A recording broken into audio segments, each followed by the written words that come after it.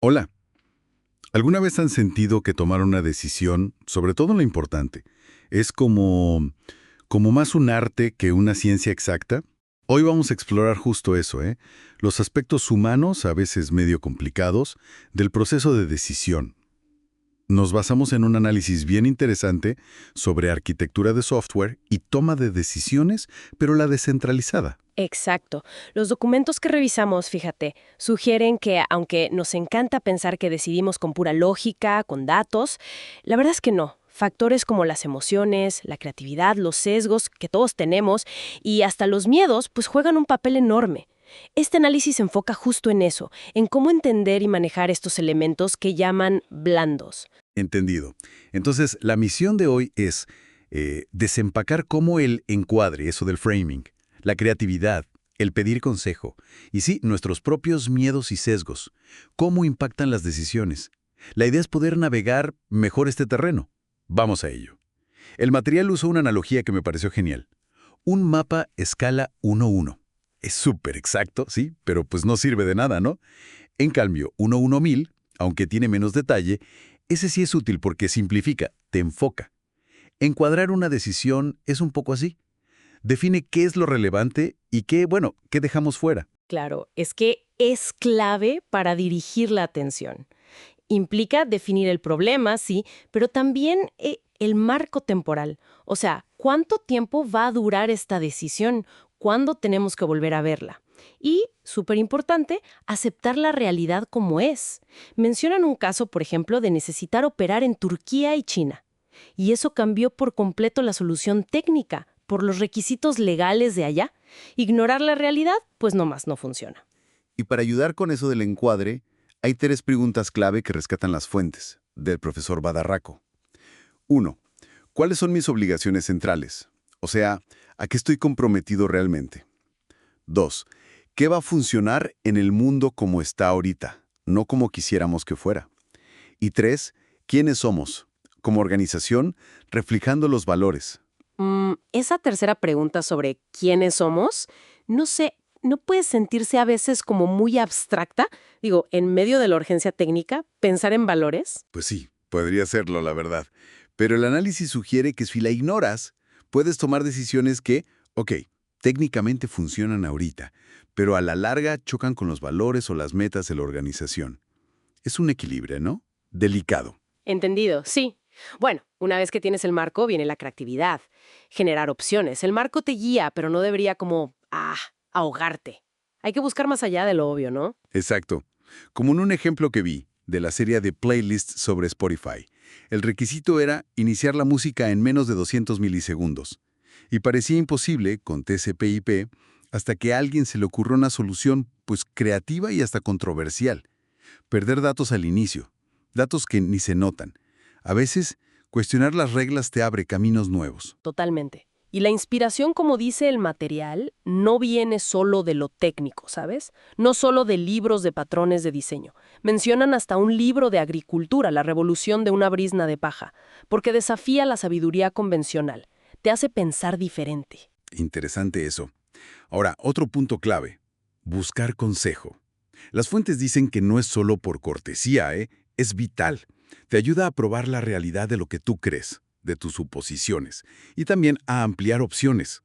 Son ideas de un marco que llaman doble wrap, que básicamente es para Ensanchar opciones, probar con la realidad, alejarse emocionalmente y prepararse para el error. Y eso requiere desarrollar metacognición, le llaman. O sea, entender por qué pensamos lo que pensamos. ¿Es una preferencia mía, un sesgo, o de verdad es un análisis objetivo?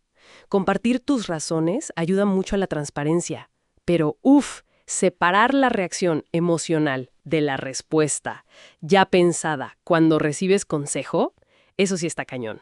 Sí, suena muy bien en papel, pero en la práctica, híjole, no es dificilísimo. Que te den críticas, sobre todo si crees que tienes la razón. Casi por instinto te pones a la defensiva, ¿no? Claro, totalmente. El material no dice que sea fácil, pero sí que es necesario. Incluso buscar consejo activamente de gente que sabes que no va a estar de acuerdo contigo. Eso es valioso. Te ayuda a prepararte para estar equivocado, como decías. Y fortalece la decisión final incluso si al final te quedas con tu idea original, pero ya la pasaste por ese filtro. Ahora, el momento de elegir. Ahí es donde pueden surgir los miedos. La famosa parálisis por análisis, ¿no? Por miedo a regarla o a dejar ir una opción que era mejor. Miedo al fracaso, claro, pero también al éxito inesperado, ¿eh? Miedo a quedar como marcado por esa decisión o a que no te reconozcan el trabajo. Uf, sí, escuchar esa lista de miedos, como que sí pega. Es casi un catálogo de ansiedades de oficina, ¿no? Reconocerlos es el primer paso, dicen. Y el análisis también alerta sobre sesgos comunes, como eso de sobrevalorar probabilidades chiquitas, o la aversión a la pérdida. Nos duele más perder algo que ganar lo mismo. Y el sesgo de costo hundido, seguirle metiendo algo nomás porque ya le invertiste mucho. Aguas con eso. Exacto. Y estos sesgos pueden influir, medio escondidos, en cómo encuadramos el problema desde el principio. Se puede volver un círculo vicioso si no estás atento. Y es importante recordar algo que subrayan las fuentes. La mayoría de las decisiones técnicas son reversibles. Sí, revertirlas tiene un costo, claro. Pero verlas como si fueran para siempre, grabadas en piedra, aumenta el miedo y la parálisis sin necesidad. Oye, y esto sí que me sorprendió del análisis. Que para los líderes, los arquitectos, los que estaban acostumbrados a decidir, ver a otros tomar decisiones puede ser más angustiante que decidir uno mismo. Suena raro, ¿no? Sí, pero lo ilustran con una anécdota buena. Un director de ingeniería que sintió mucha ansiedad, miedo, al ver que los equipos eligieron usar Lambda sin tener experiencia previa. Su primer impulso fue, no, hay que intervenir. Pero se dio cuenta. Se dio cuenta que si hacía eso, iba a romper todo el proceso de confianza y de aprendizaje del equipo. Su rol tenía que cambiar. Ya no era decidir él, sino conversar, enseñar, guiar el proceso y fomentar que todos aprendieran, incluso de los errores, gestionando su propio posible sesgo, claro. Entonces, resumiendo un poco, ¿qué significa todo esto? Que reconocer y trabajar conscientemente con estos aspectos humanos, el encuadre, la creatividad, el consejo, los miedos, los sesgos, no nos hace menos rigurosos. Al contrario, potencialmente nos hace más efectivos al tomar decisiones complejas. Exacto. El análisis sugiere que integrar este arte de decidir, por llamarlo de alguna forma, en el proceso, y apoyarlo con estructuras como los ADRs, los registros de decisiones de arquitectura, que documentan no solo el qué, sino el por qué, las alternativas, ayuda a combatir sesgos y recordar la lógica después. Todo eso puede llevar a soluciones más robustas y también a equipos más resilientes, que colaboran mejor. Muy bien. Y para dejar pensando a quienes nos escuchan, ¿cómo podría cambiar la próxima decisión importante que enfrenten si abordan conscientemente estos elementos blandos, estas cosas humanas, desde el principio? Ahí se los dejamos de tarea. Vamos a analizar material sobre un tema central en software, la variabilidad. ¿Qué es esto? Pues que cada sistema, cada paso que damos, es como terreno nuevo, ¿no? Y las fuentes que revisamos, unos extractos de un texto de arquitectura, justo hablan de eso. Nuestra misión hoy, entender por qué esta variabilidad, que sí, es complicada, es, bueno, no solo inevitable, sino hasta la fuente del poder del software. Y cómo trabajar con ella. Exacto, justamente eso. La variabilidad es esa constante novedad, esa incertidumbre que siempre está ahí en el software. Fíjate, a diferencia de la manufactura, donde la meta es eliminarla, aquí en software, pues, irónicamente es de donde viene su agilidad, su potencia, aunque claro, también trae sus retos, ¿verdad? Hablemos de esos retos. Las fuentes señalan que la variabilidad complica bastante las cosas. Dicen que es difícil de manejar, que rompe los planes, esos planes perfectos que uno tiene. Y aparte, puede salir de cualquier lado, ¿no? Un tema técnico o hasta humano. Hay un ejemplo que me llamó la atención en el texto. Un cambio mínimo en cómo Java imprimía fechas. Algo de un espacio entre la hora y PM. Y eso le costó un día entero a un desarrollador. Increíble. Además, pues genera carga cognitiva, más cosas en qué pensar y carga de comunicación. Más juntas, más sincronización. Sí, esas son las fricciones totalmente. Pero un punto clave en estas fuentes es que intentar eliminarla La verdad es contraproducente. La variabilidad es, como dijiste, lo que permite al software hacer casi cualquier cosa y hacerlo rápido. El truco, o bueno, la estrategia, está en las decisiones de arquitectura. Esas decisiones pueden liberar ese poder o, si se manejan mal, pues causar un montón de problemas. Entendido. Ok. Entonces, ¿cómo la manejamos bien? El texto propone algo clave. Tomar y probar decisiones de arquitectura rápido. Ujú. Y en su contexto funcional. ¿Qué significa eso exactamente? ¿Probarlas cómo? Significa validar esas decisiones no solo en teoría, ¿sabes? Sino implementándolas, viendo cómo se comportan en el mundo real. Idealmente, dicen, hasta en producción. La pregunta no es nada más funciona, sino funciona para nosotros, en nuestro sistema. Y aquí es donde entran conceptos como las historias de usuario, que describen qué debe hacer el sistema, y los walking skeletons, esos esqueletos funcionales mínimos. Ah, los walking skeletons. Sí, una versión súper básica, pero que funciona de punta a punta. Te permite probar decisiones de arquitectura muy temprano, con algo real, aunque sea mínimo. Enfrentas la variabilidad de frente. Ok. Y otro punto que resaltan mucho es el poder de las decisiones pequeñas. ¿Por qué son tan efectivas? Lo que pasó se acorta muchísimo. Claro, el feedback llega antes. Exacto. Segundo, reduces la sobrecarga. O sea, cada decisión es menos compleja, menos dependencias, ¿no? Más fácil coordinarse. Tiene sentido. Tercero, aceleras esa retroalimentación y por lo tanto disminuyes el riesgo. Como implementas más rápido, sabes antes si vas bien o mal. Te da chance de probar ideas más audaces sin tanto peligro. Y si algo falla, el impacto es menor, está más aislado. Mencionan un caso de refactorizar un servicio grande dividiéndolo en 3 decisiones más manejables. Ajá. Y bueno, finalmente dicen que impulsa la motivación. Ver progreso seguido, recibir feedback rápido, eso mantiene a los equipos enganchados. Suena muy lógico, la verdad. ¿Y cómo encontramos esas divisiones, esos planos de fractura que mencionan? ¿Qué son? Pues son básicamente las líneas naturales por donde puedes cortar un problema grande. Pueden ser diferencias claras en la funcionalidad o distintos momentos en que necesitas entregar algo de valor, o partes separadas del código, o simplemente identificar qué decisión desbloquea a las demás. La clave es buscar las diferencias, no caer en la trampa de asumir que si algo se parece, es igual. Eso es súper común. Ok, pero para que esto funcione, me imagino que se necesita, pues, una buena base, ¿no? No es solo querer hacerlo. Exacto. Se apoya mucho en tener una buena infraestructura. Por un lado, la técnica, ¿no? Cosas como la nube, la automatización. Que hacen más fácil y rápido desplegar y proveer cosas. Claro. Y por otro lado, la infraestructura sociotécnica, o sea, procesos.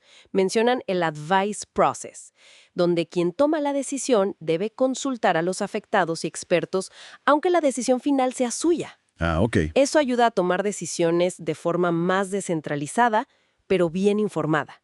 Todo esto al final baja el costo y la fricción de estar tomando muchas decisiones pequeñas.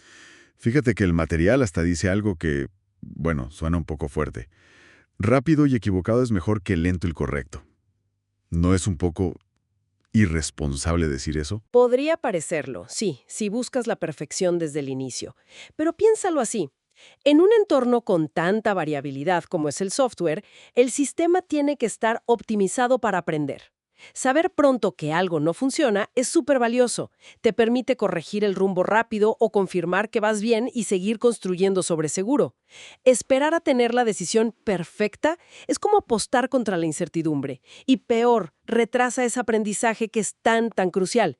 Es una ventaja estratégica, de hecho. Bien, bueno, entonces, resumiendo las ideas clave de estas fuentes, la variabilidad no es el enemigo. Es una característica esencial hasta una fuente de poder del software. Y la estrategia no es eliminarla, sino gestionarla. Tomando decisiones pequeñas, probándolas rápido en un contexto real, para tener feedback ágil. Correcto, así es. Se trata de reducir el tamaño de esos lotes de decisión, ¿no? Volverse bueno encontrando esos planos de fractura para descomponer los problemas. Y usar la retroalimentación constante como tu brújula. Celebrar el aprendizaje, incluso el que viene de los errores, es fundamental para liberar el potencial real del software. Y esto nos deja pensando algo, ¿no? Si la clave es navegar la incertidumbre con agilidad, con decisiones pequeñas y aprendizaje rápido, ¿cómo cambia esto el rol tradicional del arquitecto de software? Quizás es menos un gran planificador maestro y más como un facilitador, ¿no? Alguien que ayuda al equipo a explorar y aprender continuamente. ¿Cómo se toman decisiones complicadas en la arquitectura de software? Tenemos un análisis interesante sobre la variabilidad y cómo se conectan estas decisiones. La idea es ver cómo tomar decisiones informadas y rápido. Exacto. Y es que las decisiones nunca están solas, ¿sabes? Siempre hay retos técnicos, claro, pero también factores sociológicos del equipo, y todo eso mete variabilidad. Variabilidad. Te refieres a incertidumbre, ¿no? A cosas que no salen como planeamos. Justo. Y esa variabilidad, sobre todo la que viene de cosas técnicas que no conocemos bien, o de dinámicas como egos o miedo a perder control, esa suele ser la más cara, en tiempo y en recursos. Entiendo. El desafío es navegar esa red de decisiones que dependen unas de otras. Mencionabas en el material una herramienta clave, los spikes. A ver, platícanos de eso. ¿Qué son exactamente? Pues mira, imagínalos como mini experimentos. Son investigaciones súper acotadas en tiempo. Mini experimentos. Sí, quizá un par de desarrolladores, unos 3 días, ¿no? Para explorar una pregunta muy específica o probar un par de opciones. ¿Se escribe código?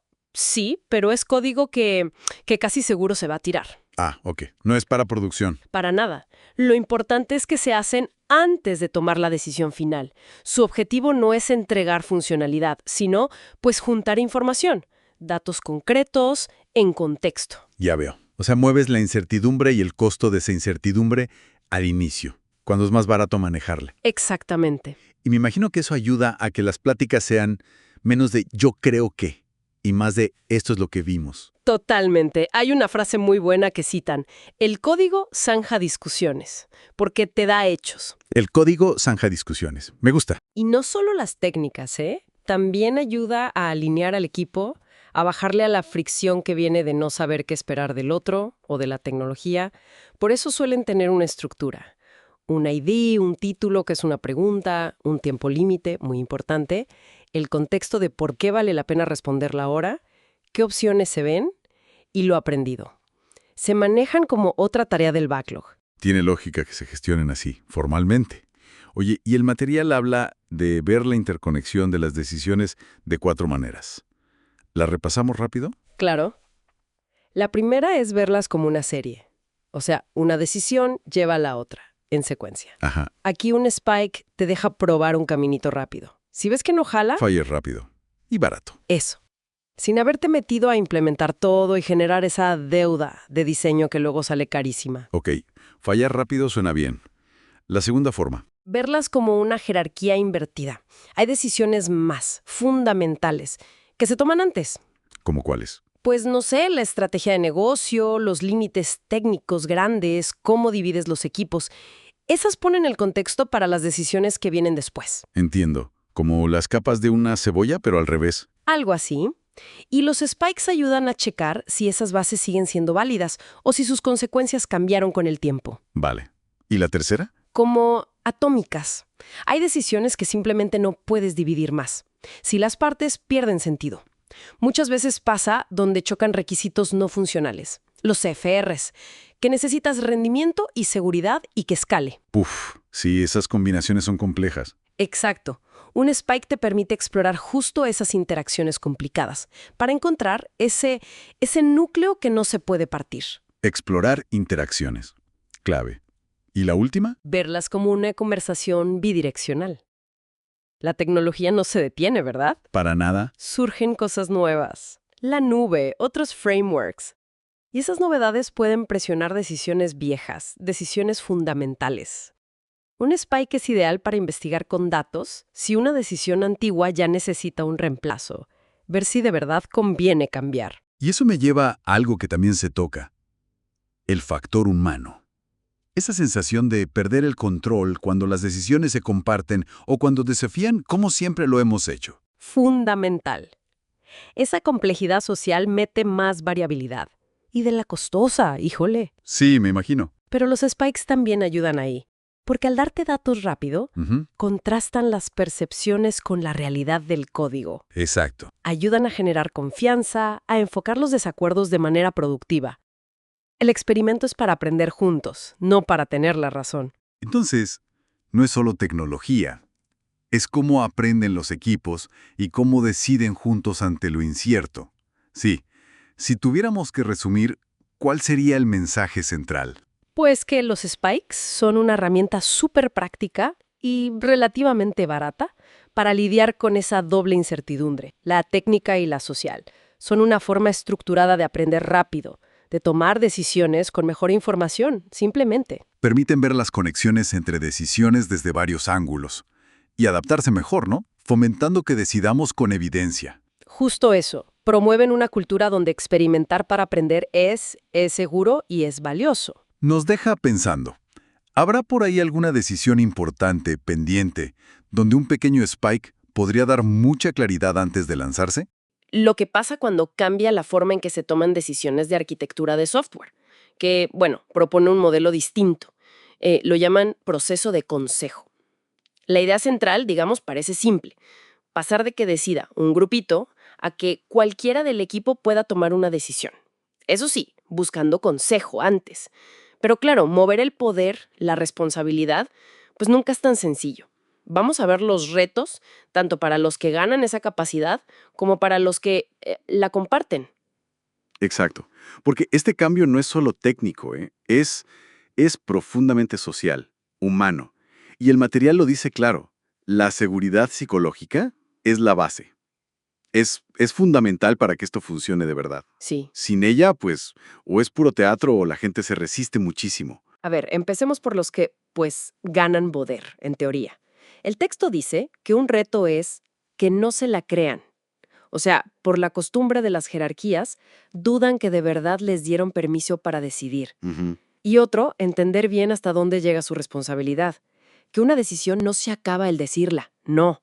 Hay que ver qué pasa después, cuando se implementa. Y justo para que se animen a dar ese paso, pues necesitan sentirse seguros. La seguridad psicológica tiene como niveles, ¿sabes? Primero, sentirte parte, incluido. Luego, sentir que puedes aportar ideas eh, sin que te juzguen de entrada. Pero el nivel más alto, y el más difícil, creo yo, es sentirte seguro para retar ideas, para cuestionar, incluso a la gente con más experiencia, ¿no?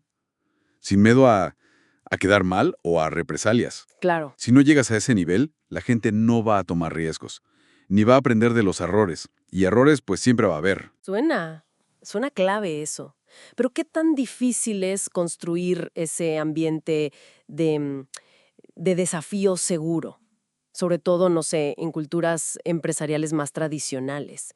¿Y cómo se conecta esa falta de seguridad con los resultados, con la técnica? Uf, es un desafío grande, sin duda. El texto sugiere que pega directo en la calidad de la arquitectura. Si la gente tiene miedo, pues las ideas buenas o las preocupaciones válidas sobre un diseño simplemente no se dicen y acabas con decisiones que no son las mejores. Entiendo. Para fomentarla, propone hacer muy claros los roles y responsabilidades, pero no fijos, sino como funciones que cualquiera puede tomar temporalmente, como, no sé, unirte a un círculo que revisa seguridad para un proyecto específico, y algo fundamental, los que antes tenían el poder formal, pues tienen que activamente hacer espacio, resistir esa tentación de meterse y decidir por los demás. Claro, eso por el lado de quienes ganan poder. Pero, ¿y la otra cara de la moneda? El material también habla bastante de los retos para quienes, pues, tenían ese poder y ahora lo tienen que compartir. Ah, sí. Ahí surgen miedos muy humanos. Uno es el miedo a que se tomen malas decisiones, que a veces viene de creer que solo ellos saben cómo hacer las cosas bien. Y ese miedo, aunque no lo digan así, pues, se transmite y mina la confianza del equipo. Claro. Otro miedo fuerte es el de sentirse obsoleto, como que su experiencia ya no vale tanto. Y el texto da ideas, ¿no? Estrategias para manejar esos miedos. Me pareció muy interesante una, la de compartir los fracasos abiertamente. Dan el ejemplo de Reed Hastings en Netflix, ¿no? Que contaba sus errores estratégicos. Sí, sí. Eso ayuda a quitarle el estigma al error. Muestra vulnerabilidad y como que baja la presión para los demás. Exacto. Y otra táctica es invertir el modo de participación. O sea, si antes tú dirigías y hablabas mucho, Ajá. ahora enfócate en escuchar, en hacer preguntas buenas, en dar consejo, pero no órdenes. Sí, cambiar el chip. Pero, ojo, también se toca el lado, digamos, más oscuro, el sabotaje. A veces consciente, a veces no tanto. Y aquí el material advierte de formas muy sutiles, ¿no? De cómo el poder que no se quiere ir se resiste. ¿Cómo cuáles? Pues no es que digan no de frente, sino, por ejemplo, atorarse discutiendo la palabra exacta de un documento para que nos avance. O siempre pedir más análisis, más cautela, hasta que todo se paraliza. Ah, la parálisis por análisis. Justo. O malinterpretar a propósito lo que ya se había acordado. O no pasar información clave. Hay que estar bien atentos a esas conductas porque minan todo el proceso desde adentro. Tiene sentido. Y el propio proceso de consejo, al sugerir usar registros como los ADRs, Architecture Decision Records, donde queda escrito qué se decidió y quién aconsejó, ayuda a frenar eso. Exactamente. Hace las cosas más transparentes. Es más difícil negar lo que se dijo o el consejo que se dio. Entonces, resumiendo un poco, descentralizar esto de las decisiones de arquitectura es un cambio cultural, profundo. No es solo ajustar un proceso y ya. Requiere cultivar la seguridad psicológica activamente, que todos entiendan los roles, aunque sean fluidos, y que los que ceden poder manejen sus propios miedos, constructivamente, apoyando de verdad. Sí, y estar alertas a ese sabotaje sutil. Exacto. Seguro que la transición no es cómoda. Va a haber idas y vueltas, ¿no? Y el esfuerzo de adaptarse no va a ser igual para todos. Pero bueno, la meta vale la pena, creo yo. Liberar la inteligencia de todo el equipo, la innovación. Totalmente. Y como reflexión final, quizás para quienes nos escuchan, más allá de los procesos que se pongan, ¿qué tanta autocrítica honesta necesitamos? Especialmente los que tienen poder, formal o no, para ver y cambiar esas conductas propias que, a lo mejor sin querer, están impidiendo que esta transferencia de poder sea, pues, real en el día a día. Nos vamos a meter a fondo en cómo funciona en lugares donde el poder no está centralizado, Exacto. como en equipos de arquitectura de software que usan el proceso de consejo, por ejemplo. Y es un tema, pues, crucial, porque, como decía Peter Drucker, ¿no? Solo 3 cosas pasan solas en las organizaciones: fricción, confusión y bajo rendimiento. Sí, suena duro, pero cierto. Totalmente. Y dice, todo lo demás requiere liderazgo. Y en estos entornos, sin una jerarquía tan marcada, pues el liderazgo es todavía más vital. Pero, ojo, es diferente. Ok, y para entenderlo bien, primero hay que como que quitar algunas ideas que no aplican aquí, ¿no? El texto menciona varios mitos. Exacto. Empecemos por ahí. El primero, la idea del líder nato. Uf, ese es un clásico. Falso. Drucker insistía mucho. Liderazgo es trabajo, es desempeño. No tiene que ver con el carisma. Ajá. De hecho, el autor del texto que revisamos, él mismo cuenta que era tímido, ¿sabes? Y que tuvo que aprender a ser líder. Interesante. O sea, se hace, no se nace. Justo. Y tampoco está atado a la jerarquía. Acuérdate del principio de Peter. Ah, claro. Que la gente sube hasta que ya no da el ancho en el puesto. Exacto. Así que el puesto en sí no garantiza el liderazgo efectivo. Para nada. Ok, segundo mito. Que el liderazgo siempre viene de arriba hacia abajo. Otro que no aplica aquí. El texto da un ejemplo bueno, ¿no? El de iniciar un podcast. ¿Sí? La idea puede venir de quien sea en el equipo, y esa persona puede liderar la iniciativa. No necesita ser el jefe. Y el último mito. Confundir liderazgo con gestión, con management. Bien, estabilizar el presente, optimizar lo que ya hay. Ok. En cambio, el liderazgo impulsa el cambio, mira hacia el futuro. Está muy ligado al aprendizaje, a la transformación. Bien, entonces, si liderazgo no es todo eso, ¿qué sí es en este tipo de entornos descentralizados? Bueno, Drucker daba una definición. Es pensar y establecer la misión, las metas, prioridades y estándares. Decía que el líder debe ser la trompeta que emite un sonido claro, dar dirección. Ok, claridad ante todo. Y el Center for Creative Leadership, el CCL, lo ve más como un proceso de grupo. Algo que genera dirección, alineación y compromiso. El famoso DAC. No es cosa de una sola persona. Y mencionaste a Deming. Sus ideas también como que encajan aquí, ¿verdad? Sobre todo eso de eliminar el miedo. Fundamental. Es que esa es la base de la seguridad psicológica. Claro. Esa confianza para que la gente hable, proponga, diga me equivoqué o no estoy de acuerdo, sin miedo a que le caiga la voladora, ¿no? Sin eso, un proceso de consejo, pues, simplemente no funciona. Tiene todo el sentido. Y Deming también hablaba de instituir liderazgo de verdad, no solo supervisión, y de romper las barreras entre áreas. Y rápido, porque hay otros modelos. Liderazgo de servicio, liderazgo adaptativo. Sí, aportan cosas buenas. El de servicio, pues la idea de servir al equipo, compartir poder. El adaptativo se enfoca más en la transformación, en la autoridad informal. Esa que te ganas con confianza y respeto. Ok. Pero fíjate, muchos todavía como que asumen cierta jerarquía. El que parece encajar mejor aquí es otro. El modelo líder-líder, de L. David Marquette. Me llama la atención que nació en un submarino nuclear. Uno pensaría que es el lugar más jerárquico del mundo. No servía para el trabajo cognitivo, el de pensar. Claro. La idea central es potente. No es solo que todos puedan ser líderes, es que es mejor cuando todos lo son. Se trata de que el control y la responsabilidad estén distribuidos, de forma natural. ¿Y cómo se conecta eso con el proceso de consejo? Ahí está la clave. El proceso de consejo, de que cualquiera puede tomar una decisión después de consultar a los expertos y a los afectados, pues es la forma de poner en práctica el modelo líder-líder. O sea, decidir informadamente es un acto de liderazgo. Exactamente. Liderazgo distribuido en acción. Suena muy bien en teoría, pero llevarlo a la práctica debe ser complicado. El texto habla de soltar los controles. Sí. Ese es el primer gran reto.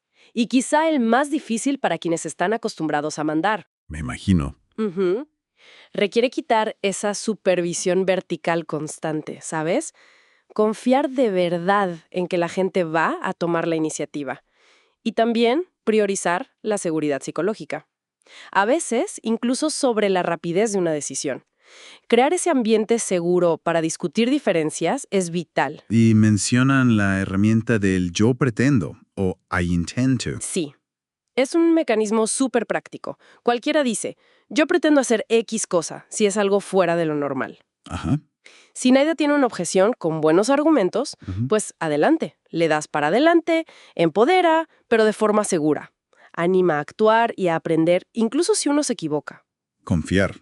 Y luego verificar, si acaso. Exacto. Dejar que otros lideren, que aprendan, celebrar que lo intentaron, es un cambio cultural fuerte. Y ya para ir cerrando, el texto habla de algo llamado liderazgo moral continuo. ¿Por qué es importante esto? Mira, Dennis Backe, el que creó el proceso de consejo, dice algo bien interesante. Tendemos a pensar mucho en el impacto del líder en lo técnico, en los resultados. Sí, claro. Pero subestimamos, y mucho, su impacto en el liderazgo moral. Este liderazgo es como el guardián del sistema. ¿El guardián? ¿Cómo? Sí, protege la diversidad de ideas, mantiene la seguridad psicológica, cuida que el poder esté equilibrado, que no se abuse, resguarda esa cultura colaborativa que se quiere construir. Entiendo. Es lo que permite que todo lo demás funcione bien. Justo eso. Es vital para enfrentar dilemas éticos o cuando ves que los valores de la empresa y las acciones no cuadran. Te da capacidad de adaptación. Y hay que tener cuidado con... Con los líderes permanentes informales. Que no sea siempre la misma persona, la líder técnica o la que decide todo, aunque no tenga el puesto formal. Hay que fomentar que roten esos roles emergentes. Ok, recapitulando rápido. Liderazgo efectivo en estos equipos no depende de puesto ni carisma. Se trata de habilitar a otros, crear seguridad, distribuir la responsabilidad, onda líder-líder, y con una base moral sólida. Exacto. Y bueno, para dejar algo en el aire, si de verdad el liderazgo puede surgir de donde sea, según la necesidad y la iniciativa, ¿qué nuevas formas de resolver problemas o de innovar podrían surgir? Formas que quizá ni imaginamos con las estructuras actuales. Buena pregunta para reflexionar. Bienvenidas, bienvenidos a esta exploración. Hoy vamos a ver cómo integrar un enfoque, bastante distinto para la arquitectura de software. Se llama proceso consultivo, ¿no? Y la idea es ver cómo meter esto que es descentralizado y basado en confianza en organizaciones más, pues, más tradicionales. Exacto. Y la base que tenemos es un capítulo que justo aborda eso, ¿no? Cómo hacer que estas formas nuevas de trabajar, más ágiles, pues coexistan, que puedan incluso crecer junto a la cultura y la jerarquía que ya están ahí, pero sin chocar de frente. O sea, que no las aplaste la burocracia, digamos. Justo eso. La misión es ver dónde están esos puntos de contacto clave y qué estrategias usar para que este enfoque que empieza chiquito no se diluya, sino que funcione. Interesante. Y fíjate que el texto empieza recordando algo que a veces olvidamos, que la ingeniería de software ya es, en muchas empresas, como una subcultura aparte. ¿Por qué pasa eso? ¿Por qué se permite? Pues mira, se mencionan 4 razones principales. La primera es que desarrollar software no es como fabricar algo estándar, no. Es impredecible, ciclos rápidos. La segunda, el ritmo de cambio en tecnología es brutal, mucho más rápido que en otras áreas. Claro, Tercero, los puntos de contacto con el resto de la empresa son pocos y muy específicos. Hablamos de presupuestos, de hojas de ruta muy generales. No se meten, digamos, en el cómo técnico del día a día. y cuarto, ya hay una división cultural aceptada. Como que se espera que la gente de tech, Que seamos diferentes. exacto, que funcionen distinto. Hay como un permiso ya dado. Ok, tiene lógica. Ya hay como un espacio ganado. Y sobre eso, el capítulo mete esta idea de las burbujas de proceso consultivo. Suena curioso el nombre. ¿Qué son exactamente? Pues son, básicamente, espacios delimitados. Zonas seguras. Ahí equipos específicos pueden adoptar este nuevo proceso consultivo, sin que la presión de afuera los afecte de inmediato. Protegen esa nueva cultura mientras se desarrolla. Como una incubadora, entonces. Pero, a ver, si están protegidas, ¿cómo interactúan? No pueden ser islas totalmente desconectadas, ¿verdad? No, para nada. Esa es la clave. Son permeables. Desde afuera, idealmente, no se debería notar una diferencia enorme en el día a día. Siguen entregando software, cumplen objetivos, pero por dentro, la cultura es distinta. Más segura, sin jerarquía permanente, muy fluida. Y aquí la transparencia es vital. Por ejemplo, los artefactos como los ADRs, los registros de decisiones arquitectónicas, deben estar visibles para quien los necesite, dentro o fuera. Ah, claro. Aunque no se imponga su uso afuera, esa visibilidad ayuda a mantener la confianza a través de esa frontera. Entiendo, la transparencia como un puente. Y adentro, si no hay jerarquía fija, ¿cómo se organizan? ¿Cómo evitan el caos? El énfasis está en la autoorganización. Los equipos dentro de la burbuja deciden juntos cómo se estructuran, cómo colaboran, se adaptan a lo que pide el trabajo, no a una jerarquía impuesta. Y ahí mencionan enfoques útiles como Team Topologies o Dynamic Reteaming, ¿no? Para ayudar con eso. Vale. Autoorganización adentro y la conexión hacia afuera. Mencionaste la permeabilidad, la transparencia, pero suena delicado ese borde. ¿Cómo se maneja? Se propone manejarlo como un contrato de interfaz. Es una analogía directa con las APIs de software, de hecho. Ah, ok. La burbuja se compromete a cumplir ciertas expectativas externas que son claras. Entregar software que funcione, operar de forma segura, ser transparente, responder preguntas básicas de estructura, tener las habilidades necesarias, participar en las ceremonias importantes de la organización, eso sí. Ya. Pero la implementación, o sea, el cómo logran eso usando su proceso consultivo, eso es cosa de ellos y puede cambiar. Y esto, claro, requiere un trabajo de traducción muy consciente. Hay que saber comunicar las cosas hacia afuera en el lenguaje que la organización entiende. Ah, claro. La metáfora de la API ayuda mucho a entenderlo. La interfaz es estable, pero lo de adentro puede cambiar. Pero, híjole, eso implica un reto, ¿no? Mantener esa traducción constante. Sí, requiere disciplina. Y ahora, otro punto importante, el tamaño. ¿Qué pasa si la burbuja es exitosa y empieza a crecer y crecer? Buena pregunta. Se vuelve inmanejable. La confianza, la agilidad para decidir, el enfoque. Si pasa eso, se tiene que dividir. Hay señales, ¿no? Decisiones lentas, foros donde ya casi nadie participa, demasiada comunicación, sentir que estás desconectado. Señales de alerta. Exacto. Y la división ideal, dice el texto, es siguiendo líneas de producto o flujos de valor. O sea, equipos alineados a un stream. No dividir por tecnología o por departamento, porque eso vuelve a crear silos. Cada nueva burbuja tendría su propio foro, quizás sus ADRs, pero compartiendo principios generales y el radar tecnológico. Bien, bien. Entonces, resumiendo un poco, la estrategia es crear estos espacios protegidos, las burbujas. Gestionar con mucho cuidado esa frontera, esa interfaz con el resto de la empresa, con traducción explícita.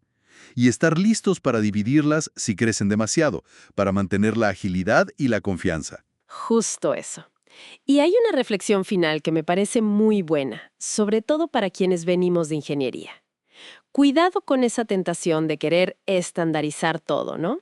De eliminar diferencias entre burbujas aplicando mal el principio Don't repeat yourself a nivel de organización. Interesante. Proteger, incluso fomentar, cierta diversidad entre ellas puede ser una fuente de poder, de creatividad, de adaptación. Permite que cada área construya lo mejor para su contexto. Quizá la optimización real no está en que todo sea igualito. Una optimización más inteligente, basada en la diversidad gestionada. Me gusta esa idea para cerrar.